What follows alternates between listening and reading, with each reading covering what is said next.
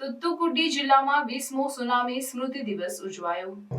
26 December 2004ના વિનાશક સુનામીની 20મી વર્ષગાંઠ છે, જે ઇન્ડોનેશિયાના કિનારે આવેલા મોટા ભૂકંપ પછી આવી હતી। આ કુદરતી આફતનો પ્રભાવ અને દેશો પર પડ્યો હતો, જેમાં ભારત પણ સામેલ છે, જ્યાં તમિલનાડુના પૂર્વીય કિનારાના વિસ્તારો ચેન્નાઈથી કન્યાકુમારી સુધી ગંભીર રીતે પ્રભાવિત થયા હતા।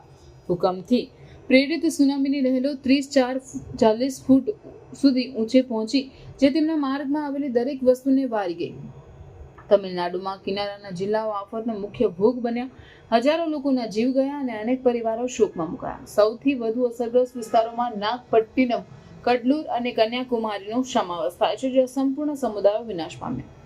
તૂતુકુડી જિલ્લાની સાથે અન્ય કિનારાના વિસ્તારોમાં પણ સુનામીના શિકાર બનેલા લોકો માટે શ્રદ્ધાંજલિ આપવામાં આવી રહી છે।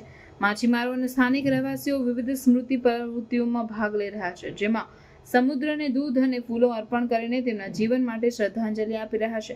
આ વિધિઓ ગુમાવેલા જીવનોની યાદ અને બચી ગયેલા લોકોની મજબૂતાઈનું સ્મરણ કરાવે છે। સુનામીના કારણે માત્ર જીવનનું મોટું નુકસાન જ નહીં, પરંતુ આર્થિક અને ઢાંચાકીય નુકસાન પણ થયું। ખાસ કરીને માછીમારી સમુદાયો તેમના જીવન ધંધા નાશ પામવાના કારણે ગંભીર મુશ્કેલીઓનો સામનો કર્યો। છેલ્લા 2 દાયકામાં અસરગ્રસ્ત વિસ્તારોને ફરીથી બનાવવાના અને પુનઃસ્થાપિત કરવાના પ્રયાસો કરવામાં આવ્યા છે।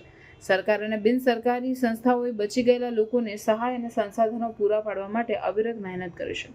2004ની સુનામીએ વધુ સારી આપત્તિ તૈયારી અને પ્રતિસાદ મિકેનિઝમની જરૂરિયાતને હાઇલાઇટ કરી। ત્યારથી પ્રારંભિક ચેતવણી સિસ્ટમ્સ અને આપત્તિ વ્યવસ્થાપન પ્રોટોકોલમાં નોંધપાત્ર સુધારાઓ કરવામાં આવ્યા છે। આ પ્રગતિઓનો હેતુ ભવિષ્યમાં આવી કુદરતી આફતોના પ્રભાવને ઘટાડવાનો અને કિનારાના સમુદાયોની સુરક્ષા સુનિશ્ચિત કરવાનો છે। જ્યારે તમિલનાડુ 20મો સુનામી સ્મૃતિ દિવસ ઉજવે છે, તે પ્રતિબિંબ અને સ્મરણનો સમય છે। 26 ડિસેમ્બર 2004ની દુઃખદ ઘટનાઓએ રાજ્ય અને તેના લોકો પર અવિસ્મરણીય છાપ છોડી છે। આજે ધ્યાન ગુમાવેલા લોકોની યાદને માન આપવાનો અને વધુ સુરક્ષિત અને મજબૂત ભવિષ્ય બનાવવાની પ્રતિબદ્ધતાને પુનઃસ્થાપિત કરવાનો છે।